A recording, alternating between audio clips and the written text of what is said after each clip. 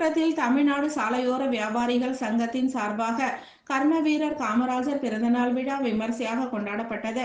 காஞ்சிபுரம் காந்தி சாலையில் உள்ள கர்மவீரர் காமராஜர் சிலைக்கு தமிழ்நாடு சாலையோர வியாபாரிகள் சங்கத்தின் சார்பாக சங்க மாநில தலைவர் KN மூர்த்தி தலைமையில் சங்க உறுப்பினர்களுடன் ஊர்வலமாக வந்து அன்னாரது திருவுருவ சிலைக்கு மலர் மாலை அணிவித்து இனிப்புகள் வழங்கி கொண்டாடப்பட்டது.